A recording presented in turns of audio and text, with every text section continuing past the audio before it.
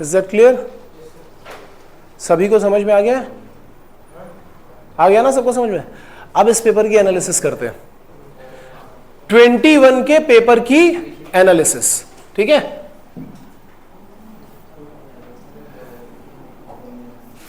अब मुझे नहीं पता कि तुम्हें पेपर इजी लग रहा है या डिफिकल्ट लग रहा है, अब लेकिन हम करेंगे तो पूरी एनालिसिस। खुल जा भाई, यही खुला ना? हाँ। क्वेश्चन नंबर 1, अब नोट करते जाना और बताते जाना। क्वेश्चन नंबर 1 इजी है, एक हो गया, इजी है, दूसरा इजी, फिर इसके बाद ये तीसरा इजी है,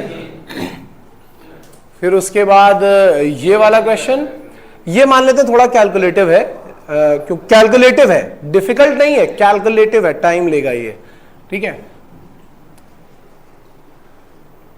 इजी है, कितने इजी हो गए?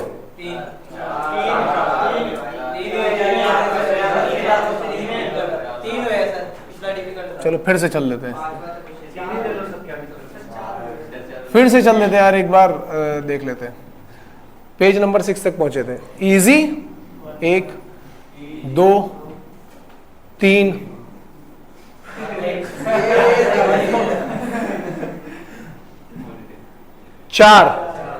4 इजी हो गए यहां तक, ठीक है?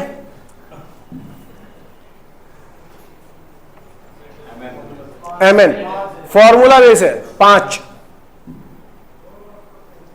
6 ये वाला वैसे मैंने क्लास में कराया इंडिपेंडेंट इवेंट वाला, ये कंडीशन मैंने क्लास में कराई। क्या करना है, इसको इजी लेना है, 7। ये कैलकुलेटिव है, कैलकुलेटिव है, इसको हम नहीं ले रहे हैं, ठीक है? ये स्टैंडर्ड बेस्ड क्वेश्चन है, लेकिन अगर तुमने नहीं पढ़ा तो हम इसको भी नहीं ले रहे हैं।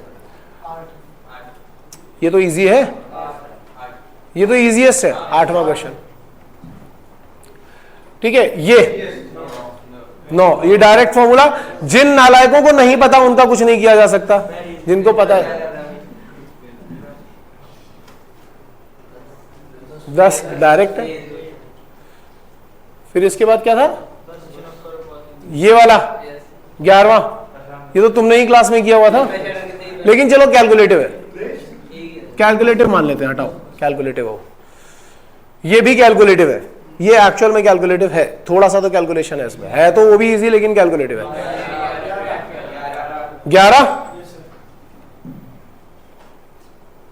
कैलकुलेटिव है, हटा देते हैं, 12 क्वेश्चन इजी हो चुके हैं। 13 ये इजी है, 14।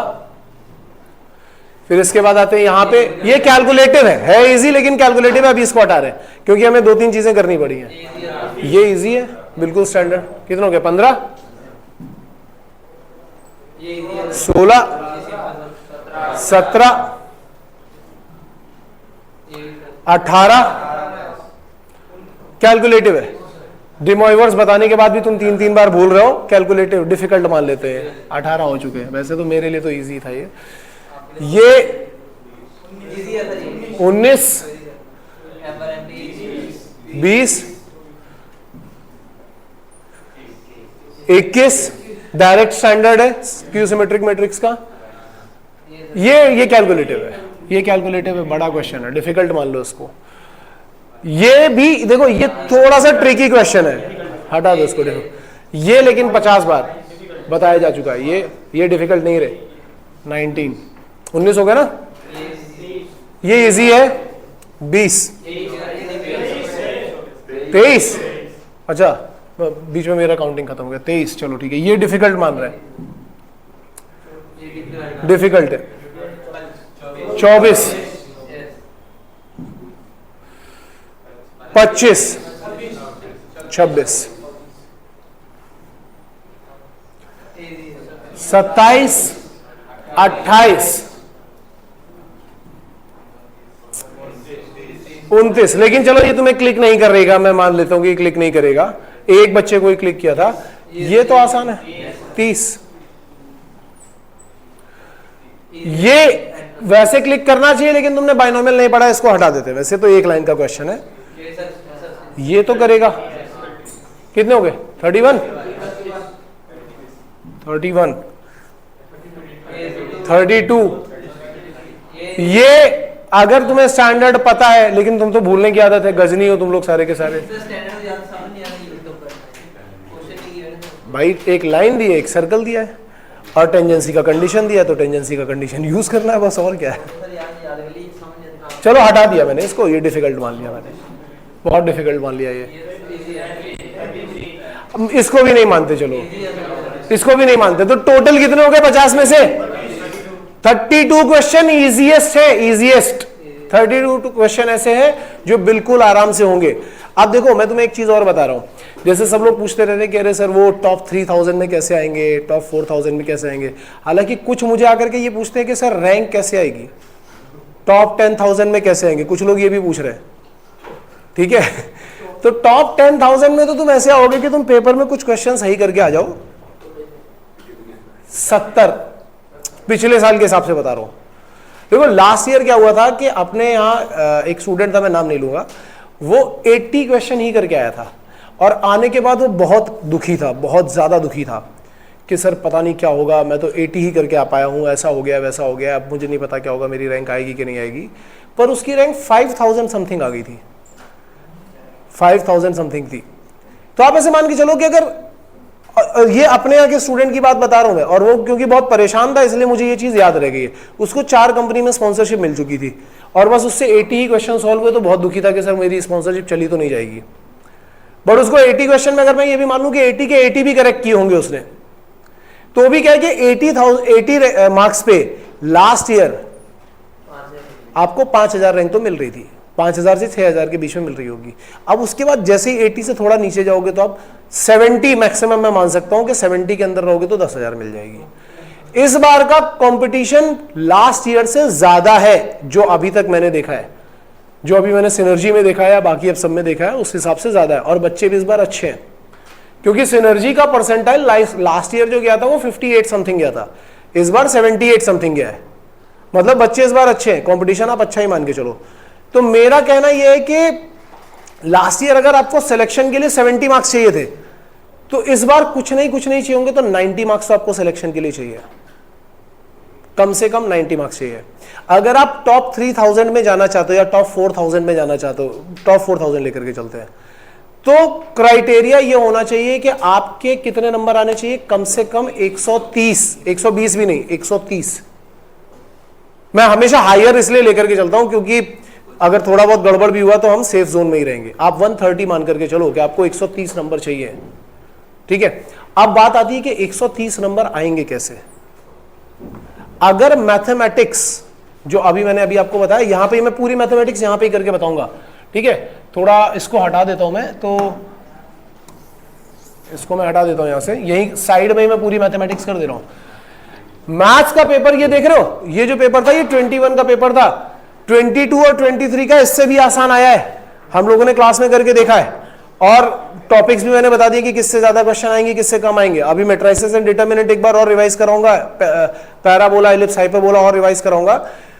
लेकिन फिर भी अगर आपने जितना भी पढ़ा हुआ है, कम से कम 30 क्वेश्चन तो मैथ्स में किए जा सकते हैं, कम से कम बोल रहा हूं मैं, कम से कम मतलब बिल्कुल इजीएस्ट क्वेश्चन। अगर ये भी पेपर आता है, ये 22 और 23 से तो थोड़ा सा डिफिकल्टी था, तो कितने किए जा सकते हैं, कम से कम 30 क्वेश्चन। और अगर आपने थोड़ा सा पुश कर दिया अपने आप को मैथ्स में, तो आप 35 तक भी पहुंच सकते हो। अगर मैं ये बोल रहा हूं कि मैथ्स में, आप ध्यान से देखते जाना यार, मैथ्स में आपने कर दिए 32 35 क्वेश्चन। फिजिक्स का भी पेपर तुम लोगों ने सॉल्व किया है, कोई बहुत ज्यादा डिफिकल्ट पेपर नहीं है। अगर आप मैथ्स में 30 से 35 कर पा रहे हो, तो फिजिक्स में 30 से 35 कर पाना कोई बहुत बड़ी चीज नहीं है, आप आराम से इतने कर सकते हो वहां पे, ठीक है। इसके बाद वो जीए पे चलते हैं। कभी कभी वहां पे क्या होता है कि ज्योग्राफी या जीके के क्वेश्चन ज्यादा आ जाते हैं, कभी कभी वो कम आते हैं, लेकिन वो भी रेशियो कैसा रहता है कि आउट ऑफ 40 मैक्सिमम भी आएंगे तो 15 आएंगे। बहुत पहले एक बार ऐसा हुआ था कि उन्होंने पूरा का पूरा जीए उससे डाल दिया था, हालांकि मैं जीए पे ज्यादा डिपेंड भी नहीं करता, लेकिन कम से कम 25 क्वेश्चन ऐसे होंगे जो आपको रीजनिंग के या एप्टीट्यूड के मिल जाते हैं। तो अगर आप जीए के 25 क्वेश्चन लेकर के चलो आउट ऑफ 40। इंग्लिश इंग्लिश में यार देखो जितनी भी चीजें मुझे पता थी जिनसे क्वेश्चन आ सकते थे, चाहे वो टेंसेस हो, वर्ब हो, नाउन हो, वोकैबुलरी तुम्हारे पास ऑलरेडी है, एंटोनिम सिनोनिम ऑलरेडी है, ईडियम्स वगैरह, वन वर्ड सब्स्टिट्यूशन मैंने इंस्टाग्राम तक पे डाल रखे हैं, बस आपको याद करने हैं।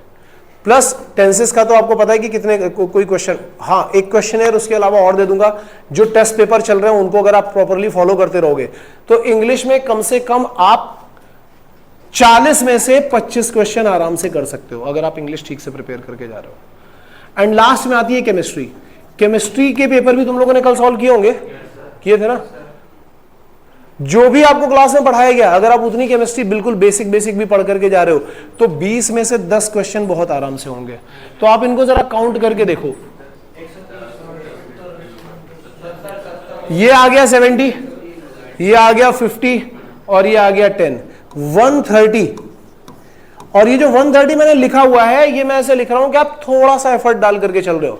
ये ऐसा नहीं कि आपने पूरा 100% एफर्ट डाल रखा है, ठीक है? ये आप थोड़ा सा अगर एफर्ट डाल करके चल रहे हो, 130 यानी टॉप 4000 रैंक आपका कहीं पे नहीं गया है।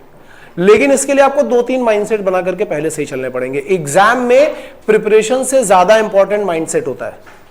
अगर आपने एग्जाम पूरी तरीके से प्रिपेयर कर रखा है, बहुत अच्छी तरीके से प्रिपेयर कर रखा है, ठीक है, और माइंडसेट ये चल रहा है कि पता नहीं क्या होगा, पता नहीं क्या होगा, पता नहीं क्या होगा, पता नहीं क्या होगा, समझना है इस बात को। किसी ने सीक्रेट बुक पढ़ी हुई है क्या? नहीं पढ़ी है? Power of your subconscious mind पढ़ी है क्या? वो भी नहीं पढ़ी है? पढ़ी है?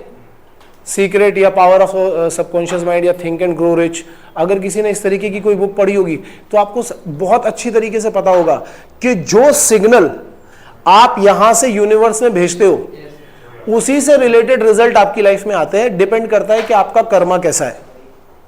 जैसे आपने मेहनत तो बहुत करी है लेकिन आपका सिग्नल जा रहा है, इसको समझना। 2 चीजें हैं यहां पे, एक है कर्मा और एक है सिग्नल। मेहनत बहुत करी है लेकिन सिग्नल क्या जा रहा है? पता नहीं क्या होगा, पता नहीं क्या होगा, पता नहीं क्या होगा, पता नहीं क्या होगा, पता नहीं क्या होगा। और आसपास के लोग भी बोल रहे हैं यही कि पता नहीं क्या होगा, पता नहीं क्या होगा, मेरा भी नहीं पता क्या होगा। तू बोलेगा मेरा भी नहीं पता क्या होगा, और ये तो मिला नहीं, वो तो मिला नहीं, पता नहीं क्या होगा। तो क्या जा रहा है सिग्नल? पता नहीं क्या होगा। तो रिफ्लेक्ट होकर के वापस क्या आएगा? पता नहीं क्या होगा। ये कुछ ऐसा है जैसे टीवी वाला होता है ना, रिमोट हम डालते हैं, सैटेलाइट पे जाता है, सिग्नल आता है और वो सारी चीजें तुम्हें दिखने लगती है। लाइफ भी उसी तरीके से काम कर रही होती है कि जो सिग्नल, जो थॉट की फ्रीक्वेंसी आप छोड़ते हो वो फ्रीक्वेंसी यूनिवर्स में जाकर के बाउंस बैक होकर के आती है, ठीक है, और वही चीज आपको दिखाई पड़ती है। वो शाहरुख खान की पिक्चर देखी थी ना पुरानी, किसी ने देखी होगी, ओम शांति ओम, उसमें एक डायलॉग था कि अगर आप किसी चीज को बहुत शिद्दत से चाहो तो पूरी कायनात वगैरह वगैरह। ये एक्चुअली लॉ ऑफ अट्रैक्शन है। आजकल लॉ ऑफ अट्रैक्शन में बहुत बड़े बड़े कोचेस बहुत बड़ी बड़ी चीजें बता रहे हैं, बहुत सारी बुक्स लिखी गई हैं और ये काम भी कर रहा है। बस बात ये कि इसकी फ्रीक्वेंसी क्या है, कैसे काम कर रहा है, ये अभी साइंटिस्ट बहुत अच्छी तरीके से पता नहीं कर पा रहे, लेकिन इस पर बहुत रिसर्च चल रही है। अगर तुम बड़े बड़े लोगों के वीडियोस देखोगे ना, जैसे विराट कोहली का कभी वीडियो देखो या किसी और दूसरे प्लेयर का वीडियो देखो, ये लोग पता है क्या करते हैं? ये विजुअलाइजेशन करते हैं। विजुअलाइजेशन क्यों करते हैं? मैं क्लास में बोलता हूं ना, victory approach of learning use करो, विजुअलाइजेशन करो। क्लास में जो मेडिटेशन कराता हूं उसमें मैं तुम्हें विजुअलाइज करने के लिए बोलता हूं कि वो वाला दिन विजुअलाइज करो, क्योंकि जब आप विजुअलाइज कर रहे होते हो ना तो आप एक फ्रीक्वेंसी रिलीज कर रहे होते हो। विजुअलाइजेशन करना वही सेम चीज है कि आप एक फ्रीक्वेंसी रिलीज कर रहे हो जो बाउंस बैक होकर के आएगी। तुम पावर ऑफ हैबिट नाम की बुक पढ़ो जिसमें माइकल फेल्प्स के बारे में लिखा गया है, यही सेम चीज। फिर आप विराट, और ये एक इंसान की बात नहीं कर रहा हूं मैं, ये कई लोगों की बात कर रहा हूं। विराट कोहली के बारे में पढ़ोगे, यही सेम चीज लिखी हुई है। हर कोई ये काम कर रहा है कि वो एक फ्रीक्वेंसी रिलीज कर रहा है ताकि वो चीज लाइफ में आए। और ऐसा नहीं है कि उसके ऊपर काम नहीं किया जा रहा है। एक आदमी बैठा है, लेटा हुआ है आराम से बिस्तर पे, तकिए पे सिर रख के, और बोल रहा है कि मेरी आएगी IMU सिटी में फर्स्ट रैंक, हम करेंगे कुछ नहीं। सिर्फ लेटे लेटे सोच रहा है, कुछ नहीं होने वाला। वो आखिरी में फ्रस्ट्रेट हो जाएगा। जो लोग लॉ ऑफ अट्रैक्शन को गलत तरीके से लेते हैं उनकी लाइफ में यही होता है। गलत तरीका क्या है कि केवल बैठे बैठे सोचते रहो। अगर आप बैठे बैठे सोचते भी रहोगे तो कुछ नहीं होने वाला। दूसरा क्या होता है, आप पागलों की तरह काम करते रहो और नेगेटिव सोचते रहो।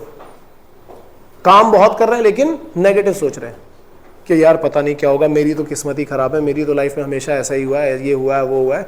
तो आप जितना भी काम करोगे बट आपकी फ्रीक्वेंसी कैसी जा रही है? नेगेटिव रिलीज हो रही है। जब आप काम भी अच्छा करोगे और जब आप सोचोगे भी अच्छा, ये और जितने भी बड़े बड़े लोग हैं ना, तुम अगर जाकर के पढ़ोगे सब लोग यही बातें बोलते हैं। मैंने विवेकानंद के उसमें पढ़ा था एक बार, वो बोल रहे थे कि जब आपका थॉट प्रोसेस और आपके एक्शन सिंक्रोनाइज हो जाते हैं तो लाइफ में मिरेकल होने अपने आप शुरू हो जाते हैं। सभी बड़े लोग इस तरीके की बातें करते हैं, लेकिन जनरली क्या होता है कि हम लोग सोचते ही नहीं उस तरीके से। अगर आप सोचो, फ्रीक्वेंसी वही रिलीज करो कि मेरी रैंक यहां तक आएगी और उसके लिए मुझे जो भी काम करना पड़ेगा वो मैं करूंगा, और अगर इसके बीच में कोई भी नेगेटिविटी आती है तो मैं इसको नहीं आने दूंगा। जैसे कोई गार्डन होता है ना, बगीचा होता है ना, तो जब बगीचे में कुछ चीज लगाते हो तो तुमने देखा होगा ना, फालतू के पेड़ पौधे आ जाते हैं, खरपतवार बोलते हैं हिंदी में उसको। तो हम क्या करते हैं, उसको हटाते हैं, काट वाट के हटाते हैं, ताकि जो बगीचे में लगाया गया, जो गार्डन में लगाया गया, वो चीज खराब ना हो। यही सेम चीज तुम्हारी लाइफ के साथ हो रही है कि जब आप यहां पे कोई एक सीड डालते हो ना कि मेरी टॉप 3000 में रैंक आनी चाहिए, टॉप 1000 में आनी चाहिए, टॉप 500 में आनी चाहिए, टॉप 100 में आनी चाहिए, ये एक सीड डाला ना, अब इस सीड के साइड साइड में कई सारी चीजें आएंगी। तुम्हारा दोस्त भी बोल सकता है आकर के, अबे तेरी 100 में रैंक तो तुम्हारे दिमाग में तुरंत वो चीज आने लगेगी। तेरी टॉप 1000 में रैंक, हंसने लगेगा, तो वो चीजें आने लगेंगी। तो ये होती है खरपतवार। आपको क्या करना है, इनको हटाना है। ऐसे दोस्तों से बात करना बंद कर दो तुरंत, इनको हटाना है। तुम्हें अपने ड्रीम की खुद ही रक्षा करनी है, खुद ही उसको संभाल करके रखना है।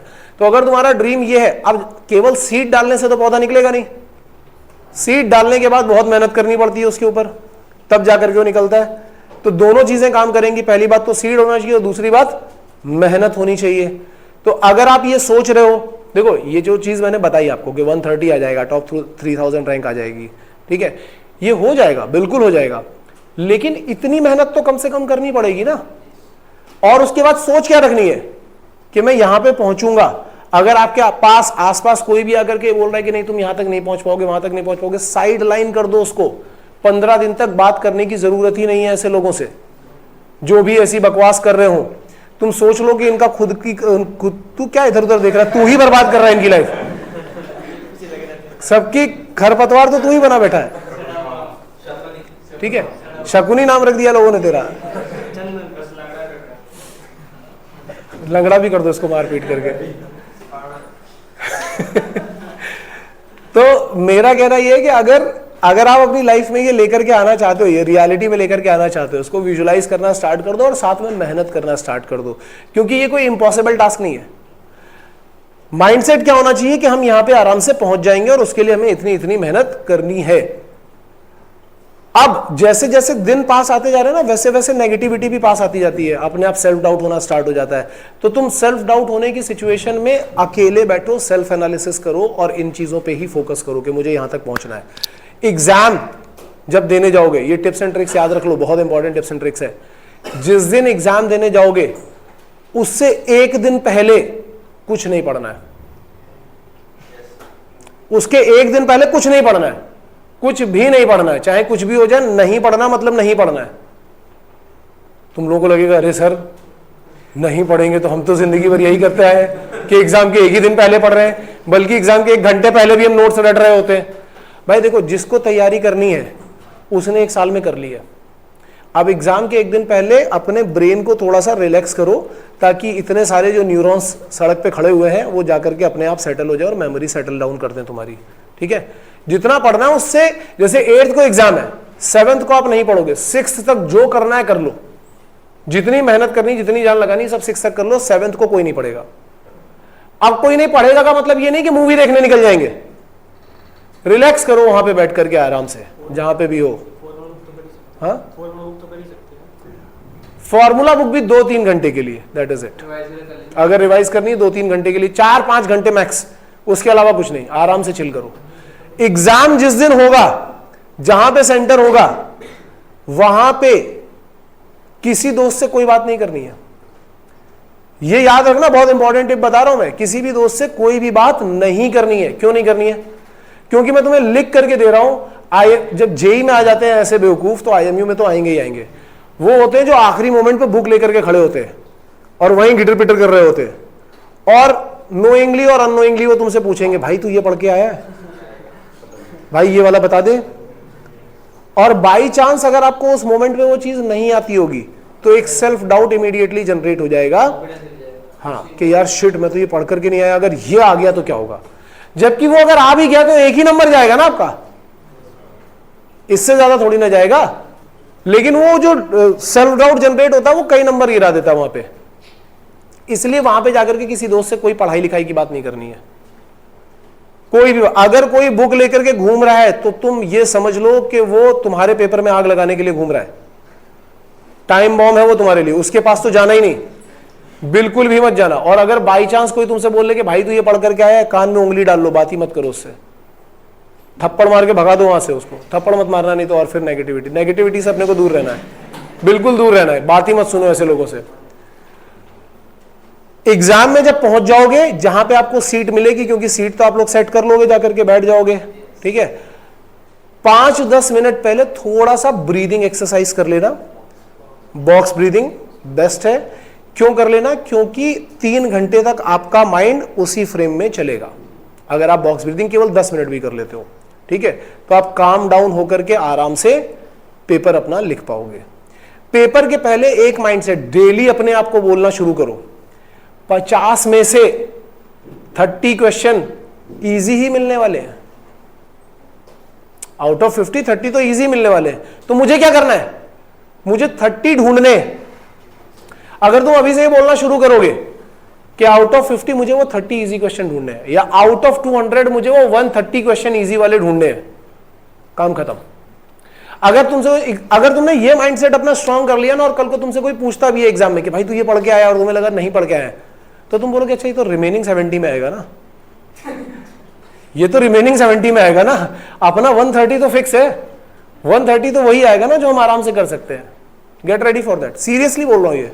अभी से ये बोलना शुरू कर दो अपने आप को। अगर आपका ये माइंडसेट वहां तक बन गया तो आपका पेपर डेफिनेटली अच्छा जाने वाला है। सेम ही पेपर मिलता सबको, जो लूजर्स होते हैं और जो विनर्स होते हैं। विनर्स बाहर निकलने के बाद कोई कंप्लेंट नहीं करते, लूजर बाहर निकलने के बाद 50 कंप्लीट कर रहे होंगे। तो तुम्हें क्या करना है? तुम्हें विनर की कैटेगरी में जाना है, स्विच करना है। अगर तुम्हें स्विच करना है तो मैंने रूल्स बता दिए सभी को, ये कुछ रूल्स फॉलो करो। बाकी जो दुनिया भर के फंडे हैं ना कि ये करना है वो करना है, वो सब करने की जरूरत नहीं है। अभी तक तुम्हें जितना पढ़ना था तुम पढ़ चुके हो, अभी रिवीजन पे ही ज्यादा से ज्यादा फोकस करो, ठीक है। और जो 2-3 चीजें मैंने बता दी है, एक विजुअलाइजेशन करना बहुत जरूरी है। कम से कम 10 मिनट दिन में 10 से 15 मिनट विजुअलाइज करो चीजों को। ये माइंडसेट बनाने के लिए तुम्हें 10 मिनट तक अगर ये बोलना पड़े तो बोलो, 50 बार बोलो अपने ही मन में कि 200 में से 130 आसान क्वेश्चन मिलेंगे, मुझे उनको ढूंढ करके खत्म करना है, दैट इज इट। 50 बार बोलो अपने आप से, 100 बार बोलो अपने आप से। ये बोलना डेली शुरू करो अकेले बैठ करके, तो तुम्हारा माइंडसेट अपने आप वहां तक जाकर के स्ट्रांग हो चुका होगा, ठीक है। सो ये है टिप्स एंड ट्रिक्स जिससे तुम आराम से 130 तक पहुंच सकते हो आउट ऑफ 200। 130 का मतलब है कि आप 3-4,000 तक तो पहुंच ही जाओगे, कोई कंपनी आपको निकाल नहीं सकती। Is that clear? ठीक है। बाकी अगर कुछ और टिप्स एंड ट्रिक्स होंगी तो मैं बताते रहूंगा। Okay, all the best guys. जाओ लंच करो आप। यस सर, वो लास्ट ईयर की पीडीएफ होगी तो सेंड कर दो ना पेपर की। अभी कर देता हूँ, थोड़ी देर में ही करवा देता हूँ यार, ठीक है, उसी पे करवा दूंगा मैं। Okay sir. हाँ।